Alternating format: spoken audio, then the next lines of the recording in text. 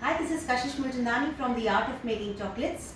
I'm here today to talk about the special Middle Eastern desserts which I have introduced, and I have conducted a special class only exclusively for baklava and kunafa.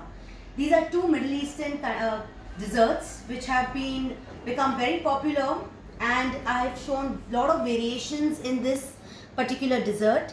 Now these are desserts made with the filo pastry. This is your Antonio filo pastry sheets where the baklava is made with.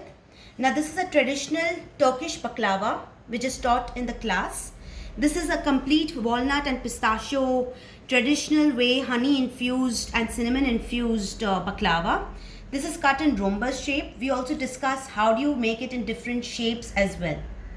So to add some more variations to the baklava, we have also come up with a puff pastry style baklava stuffed with walnuts and pistachios. Then we have with smaller portions, we have something called baklava nes. We can do different kind of variations on the top for topping. This is your pistachio paste, that's your dry fruit, and this is your Biscoff lotus with dry fruits again. Another variation is your baklava nes, or you can call these as baskets. So again, these baskets can be made with some dry fruits in the middle, and these all again are infused with honey cinnamon syrup. So the speciality of these desserts are, these are sweet desserts mixed with dry fruits, and the syrup is the main speciality for these kind of desserts. So the second dessert is your another Turkish dessert, your Middle Eastern dessert, which is called as kanafe. Okay, there are different pronunciations for these. These are called kanafe, kunafa. Now these are again cheesy pudding desserts. There's a layer of cheese in the center, and there's a vermicelli on the top and bottom. Again, scented syrup is used for serving these desserts. Okay, and these are again garnished with pistachios and rose.